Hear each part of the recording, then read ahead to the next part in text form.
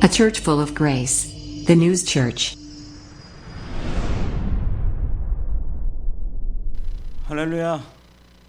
할렐루야. 한 주간도 수고가 많으셨습니다. 우리 오늘 또 예배를 통해서 하나님이 주시는 능력을 받고 새 힘으로 나머지 한 주간을 또 계획하고 그 이끌림 속에서 승리하는 저와 여러분이 되시길 축복합니다. 우리 오늘 성경 본문의 말씀으로 나눌 말씀의 제목은요, 제목 그대로 위기 속에서 일어설 때, 위기 속에서 일어서는 가정, 이런 뜻으로 함께 은혜를 나누도록 하겠습니다. 오늘 본문 내용을 말씀하기 이전에 우리가 잘 아는 학자 한 사람의 이야기를 먼저 좀 해볼까 해요. 나 물티슈가 엘빈 토플러라는 미래학자라고 있습니다. 다들 아실 거예요. 워낙에 유명하신 분이니까. 근데 이 미래학자인 엘빈 토플러가 자기가 쓴 책이 한 권이 유명한 책이 있는데, 그 책이 요 근래 2000년대 쓴 게 아니에요. 40년 전에 미래의 충격이라고 하는 저서를 출판을 했는데, 그 파괴될 가족이라는 그 내용의 골자가 그 안에 들어 있습니다. 자, 5월은 여러분 무슨 달이죠? 가정의 달. 그러면 5월은 가정들이 특별히 1년 365일 12달 중에 5월달만큼은 날씨도 좋고 또 모이기도 좋고 또 사랑하기도 좋고 또 가족 간의 친분을 나누기도 좋고 어디 여행 가기도 좋은 가장 좋은 때예요.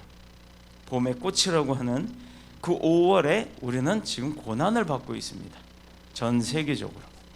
근데 이 엘빈 토플러의 미래의 충격이라고 하는 책 내용 중에 보면은 파괴될 가족이라는 내용으로 근래 시대, 그러니까 근대 시대의 그 가까운 미래에 앞으로 가정에 일어날 일들에 대해서 아주 자세히 기록을 했는데, 그게 바로 40년 전이라는 얘기예요. 40년 전에 미래 사회는 생명공학, 또 생식, 생명, 생물학 등등, 또 이렇게 수정란을 보관했다가 나중에 다시 필요할 때 아이를 갖는다든 등등, 이런 여러 가지들, 그러니까 어떻게 보면 공장에서 아이를 주문해서 만들어내는 것과 비슷하게 미리 수정란을 보관해 놨다가 어느 때 그 아이를 선택해서 내가 막 끄집어내 갖고 그걸 시험관 아기로 해가지고 다시 이렇게 태어나게 하는 그런 기술까지 나올 거다라고 했었어요. 40년 전에요. 그리고 결혼을 하는데, 결혼도 시리즈 결혼, 또 계약 결혼은 또는 실험적으로 한번 살아보고 결혼을 하고 말고 이런 거, 그런 것 등등이 성행할 것이다 라고 이야기를 했었습니다. 미래학자가 40년 전에 예측을 한 거죠.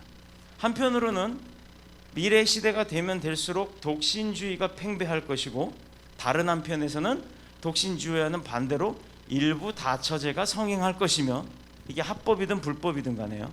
그 다음에 동성연애가 법적으로 인정을 받고 사회가 공인하는 그런 사회가 될 것이다 라고 이 사람이 40년 전에 예언을 하다시피 그 기록을 해놨던 거예요. 그런데 보세요, 그 문제는 그 내용들이 불과 30년 40년이란 세월이 지나서 지금 우리가 살아가는 이 시대에 가장 이슈가 되고 있다는 거예요. 그렇다면 그는 예언자가 아닌데도 불구하고 미래에 대해서 자기가 생각하고 연구하고 추정을 했던 그 내용이 지금 하나도 틀리지 않고 아주 현실화가 되다 못해 일반화가 되고 말았다라는 겁니다. 우리가 알고 있는 성경이나 또 그거 이외에 함무라비 법전이라든가 우리가 알고 있는 많은 사람들의 그 어떤 룰이라고 할까요? 법 말고요, 생활 속에서 어떤 패턴들, 그리고 우리가 살아가면서 말하는 성경 지식 말고 속담이라고 하는 거 있잖아요. 그런데 여러분들 살아보시면서 느껴봤지만 속담 틀린 거 있나요? 없지요. 왜 틀린 게 없느냐? 우리가 살아가면서 너무나도 많은 사람들 가운데 일어나는 일들을 기록해 놓은 게 속담이에요. 사람들 삶 가운데서 생겨나는 일들을 이거는 이거다, 이거는 누구든 태어나면 한 대 맞고 하고 울어서 애가 살았다 죽었다를 판단하듯이 결혼하면 아이를 낳고 집을 사고 또 그 가정들이 번성을 하고 때로는 싸우기도 하고 등등등, 이런 일들이 여러 가지 일들이 누구에게나 똑같이 같은 패턴으로 상황만 다르지 일어나기 때문에 그것들을 정리해 놓은 게 속담이에요. 그러다 보니 그 속담이 표준화가 되어 있고 내 삶이 그 속담에 맞춰져 가는 거기 때문에 누구나 그 속담은 다 맞다라고 인정을 하는 겁니다. 그런데 그런 것들이 정착화가 되고 제도화가 되고 불문율화가 되려면 예전에는요 최소한 10년 아니 100년 이상 걸려서 그게 정리가 되어야 많은 사람들이 인정을 했다 이 말입니다. 자, 오늘날은 초고속 근대화, 문명, 물질, 만능주의화 뭐 등등 여러 가지 현대를 이야기하는 말들이 있죠. 그런데 요즘 같은 초고속, 그냥 고속도 아니에요. 초고속이에요. 심지어는 핸드폰도 3G, 2G 이거는 이제 쓰지도 않아요. 거기다가 뭐 5G, 5G, 5G 그것은 고속 통신이라고도 안 하고 앞에 뭐가 붙어요? 초라고 합니다. 초고속이라는 말이 나와요. 자, 그렇다 그러면 오늘날은 옛날에 100년, 200년 이렇게 거쳐서 생겨났던 그 일들이 정리가 되는 것이 불과 몇 년 사이에 정착이 되고 말아버리는, 그리고 거기에 모든 사람들이 그냥 흡수가 돼버리는 거예요. 그런 사회 현상이. 그렇게 되는 초스피드 시대를 우리가 살아가고 있는 겁니다. 그만큼 사회는 변화가 빠르다는 거예요. 지탄받았던 동성애가 이제는 당연한 것으로 인정이 되는 시대가 온 거예요. 또 차별 금지라는 그럴듯한 말을 갖다 붙여서 그 동성애는 안 되는 것임에도 불구하고 인정을 하려고 하는 그런 사회적 분위기들이 일어나고 있는 그런 시대가 되고 말았습니다. 좋은 것, 옳은 것, 잘된 것을 추구하는 시대가 아니라 여지껏은 좋은 것, 맞는 것, 좋은 것, 그 다음에 뭐 잘된 것들을 추구했던 그 시대가 너무너무 오랜 시간 동안 지나가다 보니까 그건 이제 재미가 없는 거예요. 그래서 맞지 않는 것을 마치 맞는 것처럼 뒤집어 가고 있는 이런 시대로 우리가 현혹되어 가고 있다는 겁니다. 이것은 사람의 재미나 또 희귀성이나 어떤 유혹에 대한 반응이 아니라 그 뒤에 세상을, 하나님이 창조하신 아름다운 세상을 깨뜨리려고 하는 사탄의 계략이 숨어 있다는 것을 우리는 영적인 눈과 영적인 지식으로 깨달아야 하는 거예요. 즉 그동안 인류가 세워나갔던 규정, 그거는 성경에서 배워나가는 우리의 어떻게 보면 가치관이에요. 삶의 내용들이 그렇게 배워왔던 것, 성경의 지식들, 이것들이 아주 무너지기 시작하는데 요즘 시대는 무슨 시대? 초근대화 시대, 초시대라고 하는, 그렇기 때문에 그 무너져가는 것조차도 굉장히 빠르게 이루어지고 있다는 거예요. 이번에도 인천에 코로나19가 번진 것은 동성애자들이 모여있는 그 킹이라고 하는 뭐예요? 나이트클럽이에요? 거기서부터 이루어진 거예요. 물론 동성애자 아닌 사람도 거기 들어갔겠죠. 거기 간 사람이 뭐 다 동성애자라고는 하지는 않습니다만, 그러나 그 클럽은 동성애자들이 모여있는 클럽이라고 이미 인정화가 다 되어 있던 곳이에요. 알고 갔든 모르고 갔든 좌우지간. 문명은 우리에게 편리함의 유익은 가져다 줍니다. 과학의 문명은 대신에 사람을 깨뜨려 버려요. 사람의 인간성을 깨버리는 거예요. 과학이라는 것 자체가. 경제는 우리에게 평화롭고 여유롭게 살 수 있는 그런 여유를 가져다 줍니다. 그러나 돈 많은 사람들이 어떻게 사는지 아시죠? 도덕성은 바닥에 떨어뜨리고 마는 거예요. 흔히들 그러잖아요. 남자가 돈 많으면 바람 핀다고. 바람 피는 능력 있는 사람들은 돈 없어도 다 펴요. 그게 많고 적고에 떠나서란 얘기예요. 그런데 중요한 것은 경제적 여유가 있는 사람들은 도덕성이 아무래도 바닥에 간다는 거예요. 제가 일례로 보면 우리가 호텔에 가서 발렛을 맡기잖아요. 차를 딱 세우면 누군가 나와서 차 키를 받아주고 차를 주차해주고 그러잖아요. 물론 그분들은 2,000원이라고 하는 작은 대가를 받는 거예요.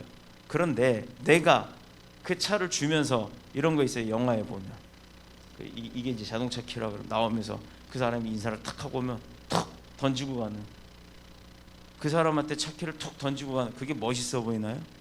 그것도 새파랗게 젊은 애가. 영화에 보니까 그런 장면들이 나오더라고요. 지 아버지 같은 사람한테 킥 던지고 그러고 가요. 그 뭐 때문에 그러겠어요? 우리 아버지가 누군데? 그러니까 걔네 아버지가 누구지 걔가 누구는 아니잖아요. 그런데도 자기가 갖고 있는 재력 때문에 그렇게 시건방을 떨고 산다는 겁니다. 실제로 그런 사람들이 있으면 회개해야 될 거예요. 이 문제를 해결해 줄 수 있는 곳이 어디가 있겠어요? 이 세상 어디에서 그런 것을 지적을 하고 그게 잘못됐다고 가르칠 수 있겠습니까? 그게 바로 교회뿐인 거예요. 그런데 사람들은 그걸 몰라요. 교회에 와서 내가 마음에 걸리는 소리를 듣든 아니면 내가 지적을 당하든 그럼 시험 들어버리는 거예요. 교회 시험 들러 오는 거 아니죠. 교회는 치료받으러 오는 겁니다. 내가 세상에서 얻었던 병, 잘못됐던 지식, 뭔가 고장났던 부분들을 교회에 와서는 고쳐야 하는 거예요. 교회는 왜 그렇게 지적할 수 있고 고칠 수 있는 병원이 될 수 있느냐, 영적인 병원이 될 수 있느냐, 왜 그렇게 말할 수 있느냐. 교회는요, 목사 한 사람의 능력으로 있는 게 아니란 말이에요. 성도 돈 많은 사람의 능력으로 있는 거 아니에요. 돈 없다고 무시받는 곳이 아닙니다. 교회는 단 한 가지, 하나님께서 주신 그 생명의 말씀이 살아있는 곳이기 때문이에요. 그렇기 때문에 교회는 병원이 될 수 있는 겁니다. 그러면 어째서 하나님의 말씀이 이 위기에 빠진 가정들과 이 세상과 인류들의 문제를 해결해 줄 수 있다고 장담할 수 있느냐? 어려움이 있으면 교회에 와서 기도해야 하는 게 바로 그거였다는 거예요. 첫째는 어떤 문제든 다 해결받을 수 있는 그 이유가 뭐냐? 첫 번째가 하나님의 말씀은 제일 먼저 사람들에게, 사랑하는 사람들에게 균형 있는 성장을 가져오게 한다는 거예요. 지식만 있는 것이 아니라, 물질만 있는 것이 아니라, 믿음만 있는 것이 아니라 삼박자가 골고루 다 같이 부흥될 수 있도록 만들어 주시는 곳이 바로 하나님의 말씀이라는 겁니다. 지적으로, 정서적으로, 의지적으로, 그리고 그 사람의 온전함을 통해서 하나님이 역사하시는 것, 계시하시는 것은 오로지 하나님의 말씀 그거 하나밖에 없다라는 거예요. 성경 보면 눈물 날 때가 많아요. 잠언서 보면 찔릴 때가 많아요. 내가 이렇게 살았구나. 아, 하나님이 이래서 나에게 이런 어려움을 주셨구나. 저는 지난 2달간 엄청난 고난 가운데 있었음에도 불구하고 그 엄청난 고난으로 인해서 믿음은 더 깊어졌습니다. 얼마나 감사한지 몰라요. 유대 사회는 하나님의 말씀만 잘 배우면 이미 그것만으로도 이미 그 사람은 훌륭한 인격을 갖고 산다라고 보는 곳이 바로 유대인들이 살았던 사회예요. 지금의 이스라엘도 마찬가지입니다. 성경 말씀 많이 외우고 그 말씀 많이 외우는 것으로 끝나는 것이 아니라 그 사람의 삶이 내 머릿속에 가슴속에 그 말씀이 살아있다 보니까 내가 뭘 하려고도 아 맞아 하나님이 이건 하지 말라고 했지 하는 그 말씀이 생각이 나고 나서 그 사람의 삶이 바뀌는 거예요. 그랬을 때 이스라엘 백성들은 그런 사람의 삶을 보고는 이미 저 사람은 지식자, 랍비라고 표현을 합니다. 오늘날 기독교를 기반으로 하는 서구 사회와 또 기독교를 기반으로 한 민주주의 국가들 속에서도 하나님의 말씀을 가까이 하고 그 말씀대로 살려고 하는 사람들은 알아주고 존경을 받는 그런 시대가 돼야 되는 거예요. 한때 1980년대, 1970년대, 아니 80년대 후반, 90년대 초반까지도 대한민국에는요 돈이 넘쳐나는 나라였어요. 가난하게, 찢어지게 가난하게. 그래서 보릿고개라고 하는 밥을 못 먹어서 먹을 밥 쌀거리가 없어서 쌀이 없어서 굶는 불가견하게 굶을 수밖에 없는 그런 시대가 우리나라에는 있었습니다. 그게 누구는 60년대 끝났다고 하지만 저는 70년대 그걸 겪은 사람이에요. 제 나이가 80, 90도 아니에요. 제 나이 올해 이제 56인가요? 55인가요? 올해 나이가 그거밖에 안 됐어요. 그런데도 불구하고 저는 어렸을 적에 초근 목피가 뭔지를 아는 사람이에요. 풀뿌리하고 나무 껍질을 벗겨다 삶아서 먹었던 사람입니다. 심지어 소나무 먹을 게 없어서 소나무 가지 끄다가 껍데기 벗겨서 이빨 사이에 넣고 긁어갖고 실처럼 나오는 거 그거 쭉쭉 빨아먹고 살았어요. 이 말하면 안 믿어요. 근데 경상북도 문경군 가은호 왕릉 삼리가 그러고 살았다고요. 그 부유한 탄광촌이 먹을 게 없어서 석탄 캐먹을 수는 없잖아요. 그런데 어느 날부터 대한민국이 생전 보지도 못했던 치즈라는 걸 받고 하얀 유리병에 종이 뽁 누르면 톡 뒤집어지는 그 무슨 우유라는 거 그것도 받고 그거 하나 얻어먹고 싶어서 도시락에 그 누런 소세지에다 계란 발라갖고 뒤집어 엎어놓는 것, 그거 엄청 좋아했고. 그런데 요즘은 아이들이 그런 거 먹나요? 줘도 안 먹어요. 왜? 흔하니까. 그보다 더 맛있는 게 많으니까. 이것은 뭐냐면 지구촌 어떤 사람들이라도 그 예전의 모습들을 기억하고 살려고 하질 않는다라는 거예요. 예전에 어려웠던 것을 상기하지 않는다는 겁니다. 그래서 자꾸 편하려고만 하고 자꾸 좋아지는 것만 생각을 한다는 거예요. 그러다 보니까 옳은 방법인지 그른 방법인지 맞는 방법인지 틀린 건지 확인을 안 하고 덤벼든다는 거예요. 이스라엘 사람들의 랍비들은 21세기 현대에서도 절대적인 영향력을 가지고 지금도 살아요. 왜 있잖아요. 까만 모자 쓰고 저승사자처럼 까만 무슨 저 중절 모자 같은 거 쓰고 여기 보면 남자인데 구렛나루를 이만큼 길렀는데 그것도 그냥 이렇게 꼬불꼬불꼬불하게 하고 다니는 사람들. 그 사람들이 이스라엘의 신학자들이에요. 지도자들입니다. 랍비라고 표현을 합니다. 그러므로 하나님의 말씀인 이 복음은 지구촌의 어떤 사람들이라도 지, 정, 의로 온전한 사람이 될 수 있도록 만들어줄 수 있는 능력이 있다라는 거예요. 그래서 그 사람의 영혼을 죄와 세상의 고통 가운데서 영원히 구원하는 능력이 있는 줄로 우리는 믿어야 되는 겁니다. 그렇게 해왔기 때문에. 자, 독일 광부로 1960년대 건너간 어떤 우리나라 사람이요. 거기에 그때 당시 광부만 간 게 아니죠. 저희 누님도 그렇게 갔지만 그 간호원으로 독일로 수출이 됐어요. 인력 수출이. 근데 한국에서 간 한국인 광부가 독일에 일하러 왔던 그 간호사로 왔던 한국인 여인을 부인으로 맞아갖고 6명의 딸을 낳았습니다. 얼마나 잘 살았는지 몰라요. 행복하게. 전부 독일 사회에서 그 딸들이 인정받는 유능하고 아주 훌륭한 인재로 성장을 했어요. 여러분 아시죠? 독일 사람들이 어떤 사람들이에요? 게르만 민족들이 어떤 사람들이었어요? 유태인들을 어떻게 해요? 학살했잖아요. 학살. 뭐 때문에? 종교적 신념 때문에? 겉에 드러나는 것은, 표면적인 것은 종교적 신념 때문에 죽인다고 했어요. 그러나 그게 아니에요. 유대인들이 머리가 자기네들 앵글로색슨족들보다 더 훨씬 게르만족들보다 더 똑똑하다는 걸 알았기 때문에 그들을 다 말살했던 거예요. 누가? 이거 했던 사람 있잖아요. 그 사람이 그 일들을 벌였었어요. 독일에서 살아남기 위한, 그러니까 예를 들어서 독일에도 아직까지도 그 유색인종이나 뭐 황인종을 굉장히 멸시하는 그런 사람들이 스킨헤드족이라 그러죠. 그런 사람들이 독일에 굉장히 많아요. 그런 곳에 가서 일꾼으로 돈 벌러 간 사람들이 인정을 받고 살았을까요? 우리 옛날에 무슨 영화 하나 있잖아요. 꽃분이네인가 그거 나오는 거.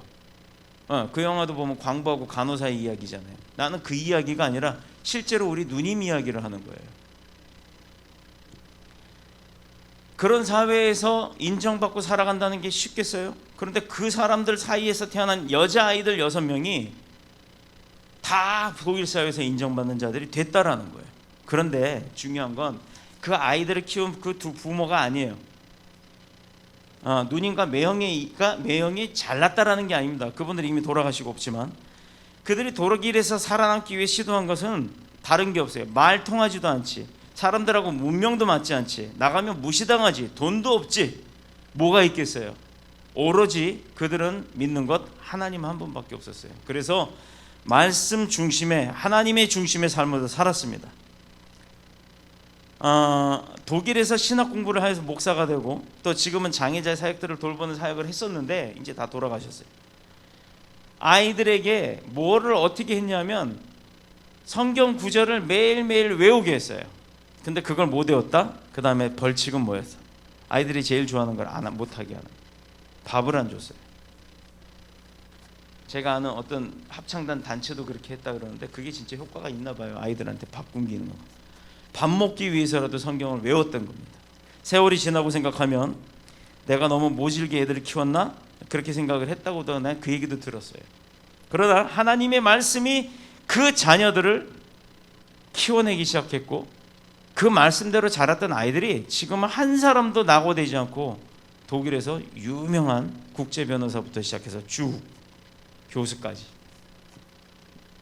최고의 엘리트들을 사위로 삼고 온 가족들이 독일 사회에서 아주 명망 있게, 그리고 이제는 독일인으로 다 귀화를 했지만 복음을 위해서 살고 있다라는 겁니다. 그 자녀들을 만날 수가 없어요. 다 끊어져서, 연결이 끊어져서. 그렇습니다. 가정교육과 온전한 인격을 만들어내는 것은 학교에서 하는 게 아니에요. 첫째로 부모가 하나님의 말씀으로 부정하고 그 말씀대로 사는 본을 먼저 보일 때, 두 번째는 자녀들에게 하나님의 말씀 중심으로 교육을 시작할 때, 이것 외에는 지금 많은 곤란을 당하고 있는 이 사회에 다른 대안이 없다라는 겁니다.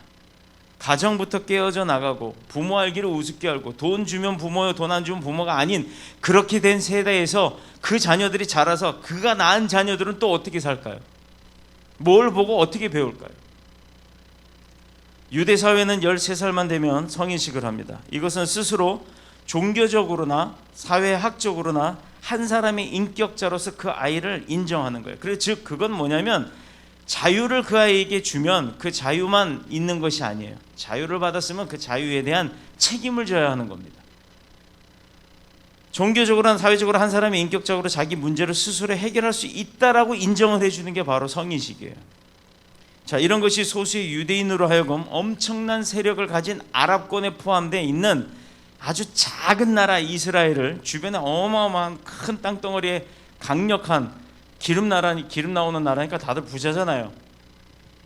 그런 아주 막강한 중동 땅 한가운데 아주 작은 나라 이스라엘을 지금 범접치 못하는 아주 강한 나라로, 부유한 나라로 지켜가게 한 게 바로 이 말씀 속에서 자라난 아이들이 성장을 해서 성인이 되어 있기 때문이라는 겁니다. 그런데 왜 우리나라는 그렇게 못할까요? 뭐가 문제일까요? 우리나라도 주변 강대국 사이에, 심지어는 삼면이 바다에 둘러싸여서 어디로 가지도 못해요. 위쪽엔 적국과 대립되어 있고 아주 코딱지만한 작은 나라, 아직도 유럽에서는 우리나라가 어디에 붙어 있는지 모르는 사람들이 있는 그런 나라입니다. 우리나라가 뭐 대단한 것 같죠? 사실 나가보시면 알아요. 그렇게 대단하지 않아요. 관광지에나 가야 한글로 써 있지. 하나님보다는 물질 중심, 말씀보다는 맹목적인 사랑, 그리고 또 가정교육에 대한 룰이 없기 때문이에요. 그냥 가정에서의 모든 교육은 학교에다 맡기고 있습니다. 부모들이 먼저 신앙과 생활에 있어서 이중적 삶을 살기 때문이라는 거예요. 이게 통계예요, 통계. 로마 역사에서 네로 황제라는 사람을 알죠. 로마 시내를 불태우고, 자기의 감정 때문에 불태우고, 그 불지른 게 문제가 생기니까 기독교인들이 그랬다고 해서 모든 기독교인들을 탄압했던 아주 가장 악랄했던 황제입니다. 그런데 그 네로라는 황제가 문제였을까요? 역사를 잘 들여다보면 네로의 배후에 있는 문제는 아그리피나라고 하는 그 네로 황제의 엄마입니다. 아들을 황제로 삼기 위해서 네로의 의붓 아버지였던 황제 클라우디오를 살해했죠. 부인이. 어떻게 따지면 첩이에요. 첩이 왕을 죽이고 자기 아들을 황제로 세운 거예요. 왕이 된 아들에게 버림받아 결국엔 살해받아요. 와, 기껏 키워놨더니 죽이네. 이것은 문제 있는 자녀의 배후에는 결국엔 문제 있는 부모가 있다라는 거예요. 그리고 뒤집어서 말하면 자녀가 잘못된 건 부모가 잘못 가르치기 때문이라는 겁니다. 자녀를 하나님 중심, 말씀 중심, 교회 중심으로 양육하지 못했을 때 그 결과는 제일 먼저 부모가 고통받는 거예요. 나아가서 교회와 사회에 나쁜 영향을 끼치게 할 것뿐만 아니라 본인도 피해자가 된다라는 겁니다. 링컨의 어머니는 기도의 사람이었죠. 경건한 사람입니다. 링컨의 링컨의 일대기가 있는 그 링컨의 전기를 읽어보면 어려서부터 기도하는 어머니를 보고 자라난 그 링컨은요, 대통령이 된 이후에도 모든 정책을 자기 스스로 회의해갖고 결정한 게 아니었어요. 기도함으로 하나님 앞에 그 문제를 놓고 기도로 시작을 하고 기도로 마쳤다라는 겁니다. 부모는 하나님이 세우신 가정의 제사장입니다. 목소리 크고 돈 몇 푼 애들한테 나눠준다고 해가지고 부모가 아니에요. 지금 세상은 저속한 문화와 타락한 도덕과 저주의 질병들이 아주 만재되어 있는, 아주 세상을 강타하고 있는 그런 세상입니다. 사람들의 생각들이 얼마나 유치해지고 생활이 부도덕해지고 신앙생활마저 경망스러울 정도가 되고 말았는지 우리는 돌아보고 내가 어느 쪽에 속해 있는지를 판단해야 할 때입니다. 그 배후에는 에베소서 2장 1절 이하에 기록된 대로 공중 권세를 잡은 사탄의 세력들이 숨어 있다는 걸 우리가 잊지 말아야 할 줄로 믿습니다. 세상 문화의 배후에는 마귀가 있고 그 마귀는 사람들이 하나님을 잊어버리게 만들고 세상이 재밌게 만드는 거예요. 죄 속에 빠지는 것이 쾌락으로 느껴질 수 있을 만토 온갖 조잡한 사악한 문화를 만들어내게 하는 겁니다. 여기에 어른아이 할 것 없이 다 넘어지고 있어요. 자녀들의 배우는 항상 귀신의 문화가 따라다니기 시작합니다. 요즘은 타투가 기본이래요. 뭐 이렇게 패션으로 해갖고 영어 쓰고 이런 것도 있어요. 그런 의미가 아니에요. 내 몸에 문신이 있다고 또 오해하지 마세요. 그런 의미가 아니에요. 타투를 하는데 보면 대부분의 그림이 해골입니다. 또 무슨 괴물 같은 거, 사탄들 같은 거 이런 것을 몸에 인쇄를 해요. 지우려고 나중에 또 돈 들여서 레이저로 태워요. 그게 보통 고통이겠습니까? 아니 그런 고통은 잘 참아요. 근데 교회에서 믿음 생활하면서 인내하라면 그건 잘 못 참아요. 참으로 얼토당토하는 일들이 우리 사회에는 만재되어 있습니다. 호시탐탐 유혹의 기회를 노리고 있다는 걸 우리가 잊지 말아야 합니다. 세상은 우리를 사자의 입속에 던지려고 한다는 것. 우리나라의 그 세계 1위 타이틀이 몇 가지가 있는데 혹시 아시는 분들이 있어요? 우리나라가 세계 1위인 거. 이혼율 1위, 저출산율 1위, 그리고 죄가 없는데 무조건 죄 있다라고 신고해놓고 보는 그 무고라고 하는 거 있잖아요. 따져보면 죄도 없는데 죄 있다고 뒤집어 씌운 거. 그 무고죄 저지르는 게 1위. 또 하나 대중교통사고 1위. 이게 바로 대한민국의 현실입니다. 자랑스러워야 할 우리나라 대한민국의 현실이 지금 세계에서 1위는 이거란 얘기예요. 이번에는 코로나 방역률 1위가 됐을까요? 방역률 좋다고는 하지만 1위란 얘기는 안 나와요. 왜? 우리나라의 사망자가 지금 거의 10,000명 가까이 되나요? 몇 명이에요? 그 확진자가? 사망자 몇 명인지 혹시 아세요? 중요하지 않습니다.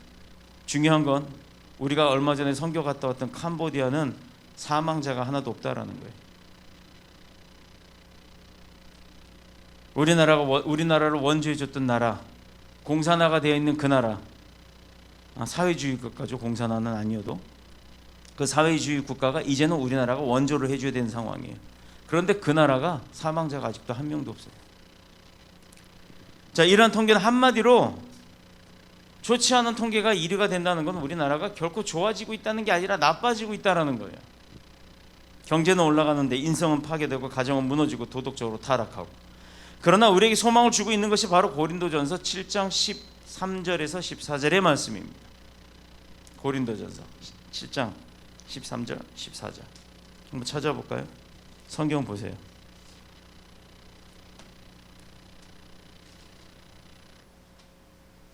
고린도전서 7장 13, 14 누가 먼저 읽어보실래요? 270페이지. 어떤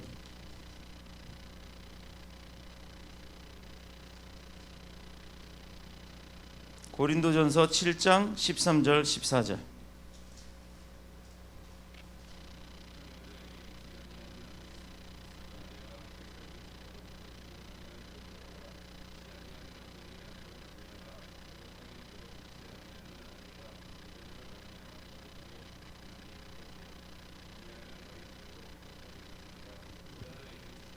아멘. 둘 중에 하나만 제대로 믿어도 된다는 거 아니에요, 그죠? 우리가 흔히들 그래요. 믿는 사람하고 결혼해라 하고 자녀들한테 축복을 하면 믿지 않는 사람을 데리고 와가지고 하는 말이, 내가 저 집에 가가지고 시집을 가든 장가를 가든 가가지고 저 집을 내가 뒤집었고 다 전부 다 기독교들을 바꿔놓게 해놓고 가가지고 깜깜무소식. 나 그런 거 너무 많이 봤어요. 이게 뭔 얘기냐면, 가정 안에 믿지 아니하는 남편이라 하더라도 경건한 부인 한 사람의 그 믿음 생활이 잘 됨으로 인해서 거룩해질 수 있다라는 겁니다. 영향력을 끼치는 사람이 되란 얘기예요. 영향력을 받는 사람이 아니라 영향력을 끼치는 믿음이 내게 있어야 한다 이 말입니다. 그렇다면 경건한 부인 한 사람이 그 가정의 자녀들에게 주는 영적인 그 감화력은 말로 다 할 수가 없는 거예요. 엄마가 되었든 아빠가 되었든 그 집에 한 사람만이라도 믿음이 신실한 사람이 있다면 그 집은 흥한다 망한다? 흥한다라는 얘기예요. 그게 중요한 겁니다. 어느 신문의 특집에서 한국 사회에서 가장 존경하는 사람의 그 선택해봐라 그랬더니 1위가 누군지 아세요? 엄마. 아빠가 아니고 엄마예요.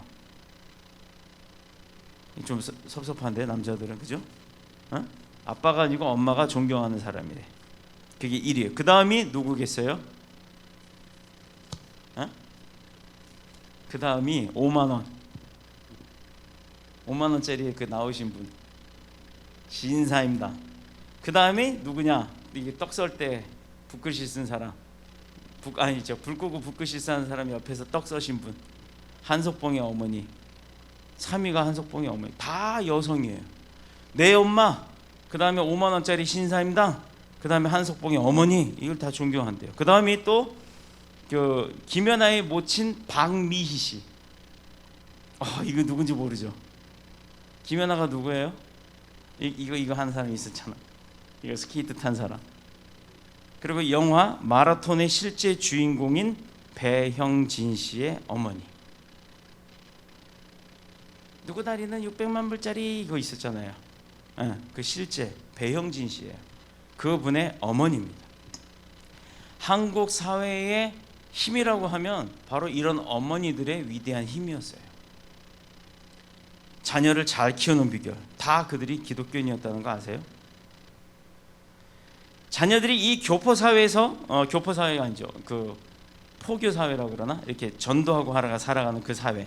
그 사회에서 성공하는 길은 믿는 부인들의 신앙심이 얼마만큼 있느냐가 중요하다라는 거예요. 그만큼. 왜 교회는 남성보다 여성이 많을까요? 우리 교회는 반반입니다. 왜 그럴까요? 여성들이 더 잘 기울여요. 남성들은 고집이 있어서 내 생각과 틀리냐 안 틀리냐 이거 따져갖고 잘 안 나오세요. 또 교회 나오면 하지 말라는 게 많잖아요. 그것 때문에. 그런데 우리 교회는 그럼에도 많은 분들이 남성이에요. 이거 우리 교회도 되는 교회예요. 아멘은 왜 아무도 안 하세요? 다시. 그래서 우리 교회는 되는 교회예요. 당신의 가정이 잘 되는 것, 그 가정에 믿음의 부모들을 제사장으로 하나님이 세우셨기 때문인 겁니다. 그렇다면 지금이라도 늦지 않았어요. 어거스틴의 어머니 모니카처럼 자녀를 위해서 눈물로 기도하라고 했죠. 우리가 늘 광고 시간에 얘기하죠. 가족을 위해서 눈물의 기도를 흘려라. 믿지 않는 남편의 영혼을 불쌍히 여기는 마음이 있어야 눈물이 나오는 겁니다. 믿지 않는 아내의 영혼을 위해서 울 줄 아는 남자가 되어야 제사장이 되는 겁니다. 또 형제, 자매, 부모 마찬가지예요. 말씀에 따라 본을 보이면서 말씀 중심으로 교육하시기를 축복합니다. 그러면 성경 많이 읽으셔야겠죠. 성경. 그렇다면 한 사람의 의인의 가정, 의인의 삶은 그러면 어떤 삶이 될 때 그렇게 되느냐? 이것만 얘기하고 마치겠습니다.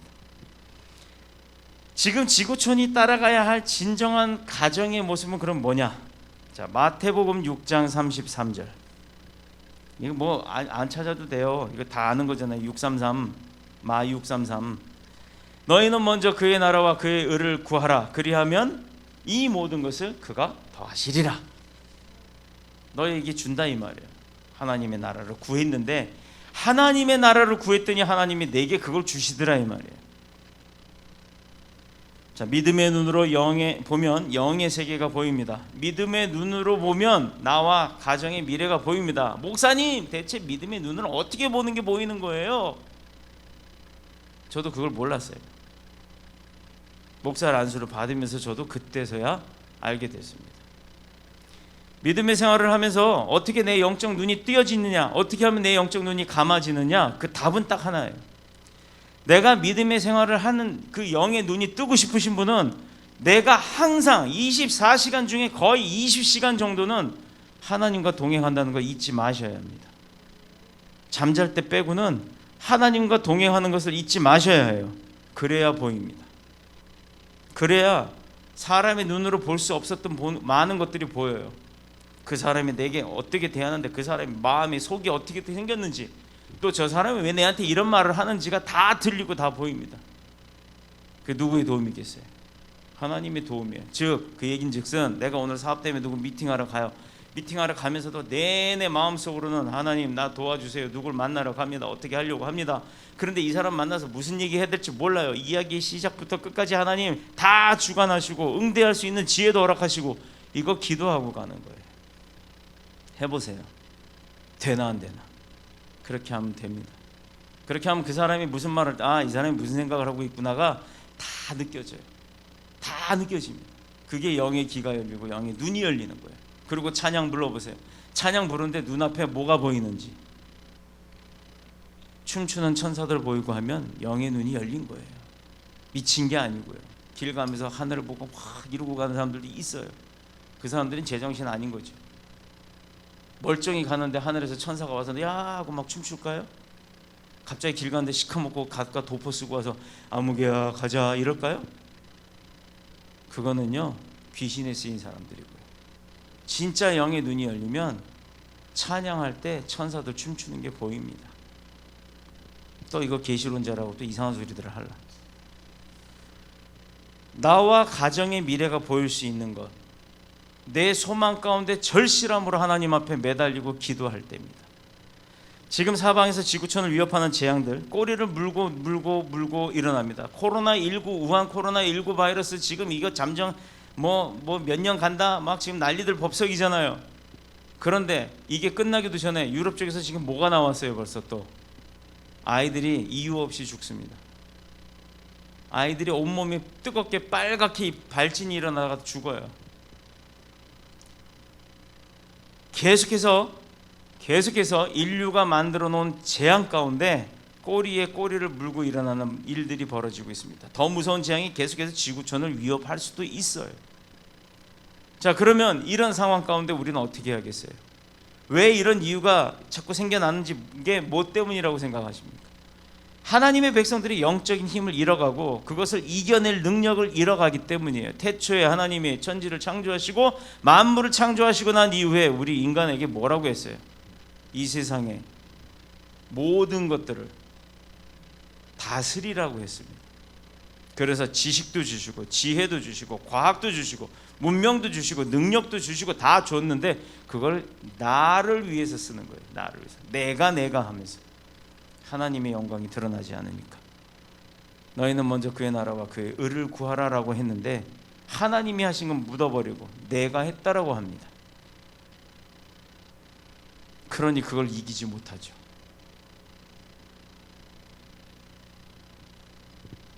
번민 속에 많은 시간을 보낼 수밖에 없습니다. 저는요 사순절 기간인 2월 26일부터 시작됐던 이번 일, 아마도 제 평생에 처음이자 마지막으로 지내야 했었던 최악의 시간이었습니다. 사람들을 돕는다고 위한다고 좋은 일을 한다고 시작한 일이 오히려 그들을 염려하게 했고 의심하게 했고 심지어는 고통받게 고난받게까지 하고 말았어요. 인간적인 어려움이 얼마나 많은 고통을 주는지를 절실하게 체험하는 시간이었습니다. 지금도 그 문제들이 다 해결된 것은 아니지만 곧 다 해결되리라고 믿습니다. 그렇게 그 모든 일들을 하나님께 의뢰하지 못했고 또 주님 고통받는 그 기간에 나의 의로움만을 드러냈던 그것이 드러나길 원했었습니다. 더 이상 문제 가운데 있어도 기도하지 못했어요. 더 이상 복음과 교회를 위해 헌신하지도 못했습니다. 이는 주님을 의지하지 못하고 순간 인간의 모습으로 돌아갔던 제 자신의 아둔함 때문이었음을 고백하고 회개합니다. 교회가 영적인 전투 능력과 방어 능력을 잃어버렸기 때문에 문제는 한 번 오기 시작하면 계속 산 넘어 산으로 다가오는 것이고 그래서 인간의 힘으로 막을 수 없음을 깨닫고 나서 그때 만신창이가 되고 난 다음에 하나님 앞에 무릎을 꿇는다는 거예요. 반드시 우리 가정에, 우리 교회에, 우리 사업장에, 우리 직장들에게, 우리 학업위에, 우리 자녀들에게 한계가 올 때 그때까지 버티지 말고 내 옆에 늘 하나님이 계셔서 그런 한계에 다다르지 않도록 도와주시고 계심을 깨닫고 주님의 손을 붙들고 일어서시기를 그리스도 예수님의 이름으로 축복합니다. 잠언 14장 32절에 악인은 그 환난에 엎드려져도 그 의인은 주 죽음에서도 소망이 있느니라 이렇게 말씀을 하십니다. 마귀는 우리를 가장 연약한 부분을 알고 그 부분을 공격하게 돼 있어요. 물질 필요한 사람에 물질로 공격을 합니다. 건강 필요한 사람에겐 건강으로 공격을 해요. 필요한 곳에 더해지고 모자라는 곳에 채워지는 것은 하나님의 능력인데 마귀는 마저 내가 필요한 것조차도 뺏어가려고 한다는 것 잊지 마시길 축복합니다. 이태리의 선교사가 제가 만났던 분이에요. 이모님 댁에 갔을 때 대학생 때 일이었는데 우리나라는 보험의 기간이 1년 단위로 돼 있고 만약에 내일이 보험 만기다 그러면 오늘 저녁 24시 전에만 돈 넣으면 바로 연장이 되잖아요. 근데 이태리는 그렇지가 않아요. 한번 보험이 끊어져 버리면 재생을 하는 게 굉장히 복잡해요. 서류도 많고. 자, 그런데 날짜가 많이 남은 줄 알고 그 선교사님이 저를 태우고 막 그 동네를 막 다녔어요. 한참 많이 이렇게 다녔어요. 그런데 어느 날 저녁에 집으로 갔는데 그 이모님 집에 사셨거든요, 그분이. 근데 이모님 집으로 통지서가 온 거를 나중에 받으신 거예요. 안 거예요. 근데 보니까 보험이 끝나도 한참 끝났어. 한 달이나 지났어. 그러니 사무실에 나가가지고 교회에서 뭐 NGO 뭐 그걸로 해갖고 서류를 하니 뭐냐 복잡한 일을 다 해도 보험 혈액을 얻는 것까지는 다시 재생하는 데까지는 수많은 시간들이 걸렸습니다. 그때부터는요 이분이 그 동네 앞에 나가는데도 차를 못 가져가요. 왜? 보험이 안 되니까. 어떤 일이 벌어질지 몰라서. 자, 보세요. 이거는 뭐였냐면 내가 보험이 끝난 걸 몰랐을 때는 어땠어요? 신나게 밀라노에서부터 로마까지 그 이태리에 거의 반을 왔다 갔다 했어요. 이미 보험이 없는 상태에서도 한 달을. 그런데 보험이 없다라는 걸 알고 나서는 집 앞에 슈퍼마켓 가는데도 차를 못 가져가더라 이 말이에요. 이게 뭔 얘기냐? 모를 땐 용감하다 이 말이에요. 영적으로 눈이 어두울 때는 영적인 일을 대수롭게 생각하지 않을 수밖에 없어요. 볼 줄 모르니까. 내가 지금 무슨 상황에 빠지고 있는지도 안 보이니까. 그러니까 용감한 거예요. 그러나 영의 눈이 열리면 하나님이 보여주시는 걸 깨닫게 되면 내가 잘못하고 있다 그러면 하나님이 두려워지기 시작하는 겁니다.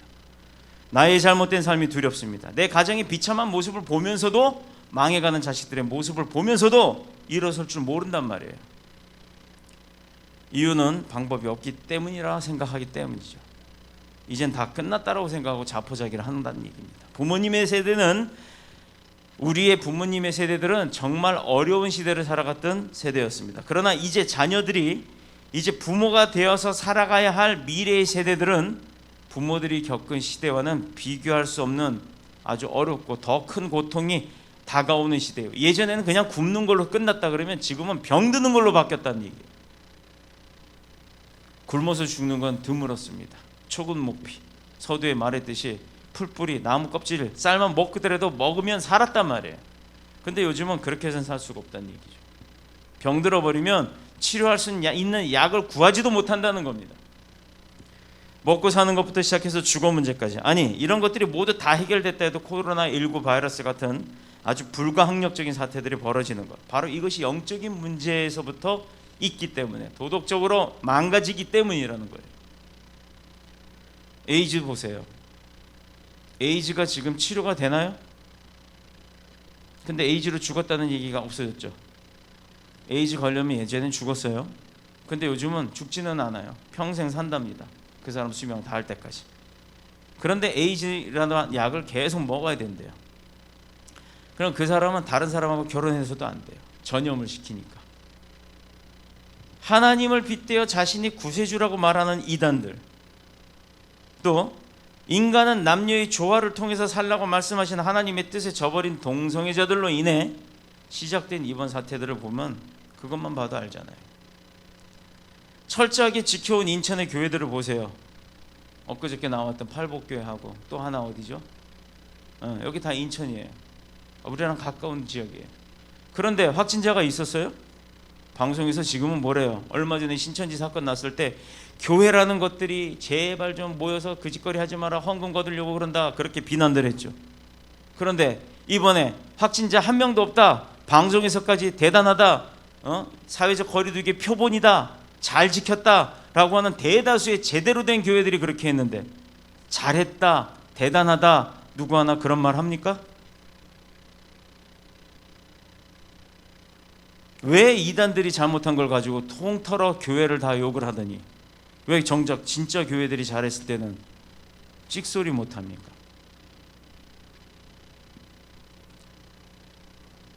우리가 미래의 주인인 자녀들을 위해서 기도하고 하나님의 말씀으로 가정을 살리는 참된 능력 있는 제사장들이 모두 되시기를 축복합니다. 하나님 중심, 말씀 중심, 교회 중심의 신앙생활로 자녀를 양육하고 믿지 않는 가족들에게도 하나님 살아계신 증거를 보이는 그런 능력자들이 돼서 어떤 가정도 위기 속에서 다 일어설 수 있도록, 어떤 사업장도 위기 속에서 다 일어날 수 있도록, 어떤 교회도 위기 속에서 다 일어날 수 있도록 그렇게 우리가 앞장서 나가야 될 줄로 믿습니다. 힘든 시간에 젖어 있어도 우리를 지키시는 하나님이 계시다는 것, 그리고 그 뜻을 찾는다면 우리 가정들이 바로 살고 건강해지고 우리 사업장들도 교회들도 마찬가지가 될 줄로 믿습니다. 위기 속에 일어나려면 기도하는 가정이 되어야 될 겁니다. 위기 속에 일어나려면 기도하는 사업장이 되어야 되는 겁니다. 위기 속에서도 일어나려면 기도하는 교회가 되어야 됩니다. 교회는 늘 기도와 찬양 소리가 끊어지면 안 돼요. 고통 속에서 벗어나려면 말씀 중심으로 살아가는 가정들이 되어야 할 줄로 믿습니다. 많은 문제 속에 그 문제가 다가오지만 그거 같지 않은 문제도 있고 아주 심각한 문제도 있습니다. 그러나 주님의 몸된 교회 중심 삶이 되면 어떤 일이 벌어질까요? 모든 건 다 해결됩니다. 기도하기 시작했더니 해결되기 시작했어요. 기도하기 시작했더니 지혜받기 시작했습니다. 바로 이게 지금 제가 겪고 있는 일들이에요. 기도하기 시작했더니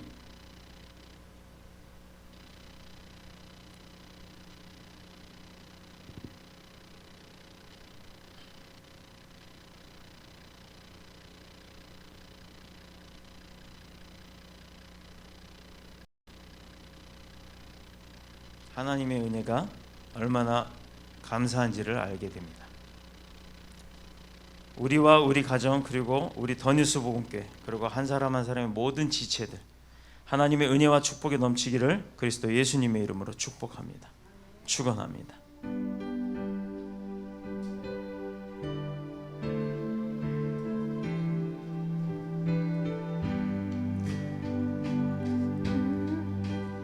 나의 영원하신 기여 생명보다 귀하나 나의 갈 길 나가도록 나와 동해 나의 영원하신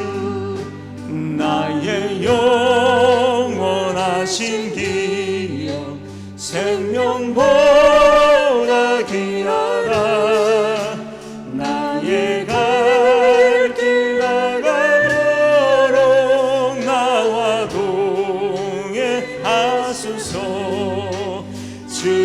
주께로 가까이 주께로 가오니 나의 갈 길 나가도록 나와 동행하소서.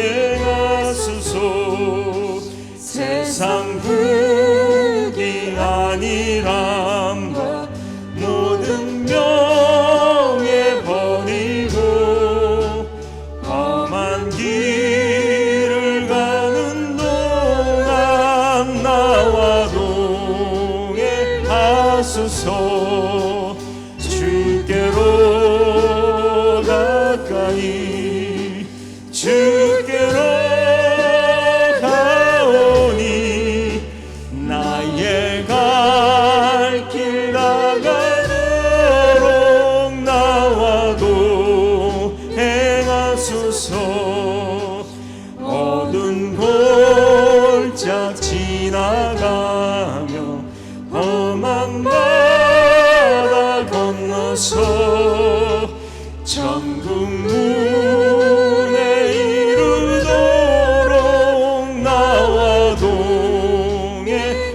가소서. 주께로 가까이 주께로 가오니 나의 갈 길 나가도록 나와 동해.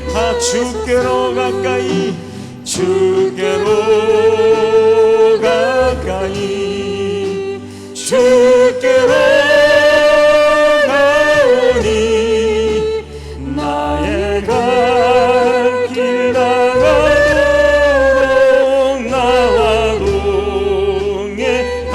주께로 가까이 주께로 가까이 주께로 가오니 나의 갈 길 나가도록 나와 동행하소서.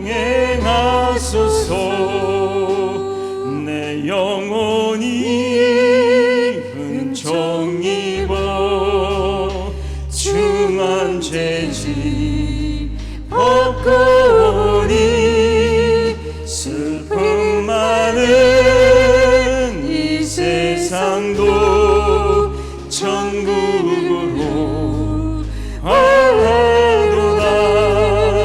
할렐루야 찬양하세.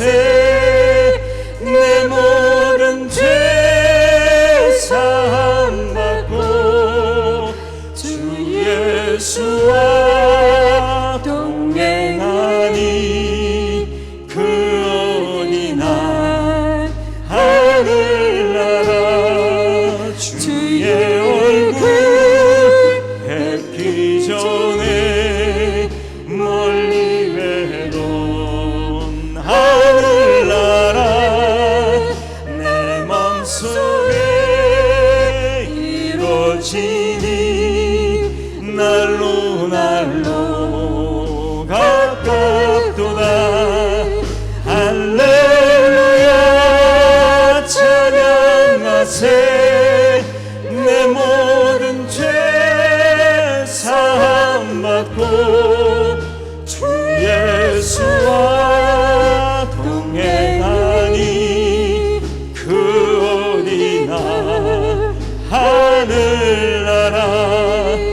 높은 산이 넓진 들이 조막이나 궁궐이나 내 주 예수 모신 곳이 그 어디나 하늘나라. 할렐루야 찬양하세. 내 모든 죄 사함 받고 주 예수와 동행하니 그 어디나 할렐루야 할렐루야 찬양하세. 내 모든 죄 사함 받고 주 예수와 동행하니 그 어디나 하늘나라.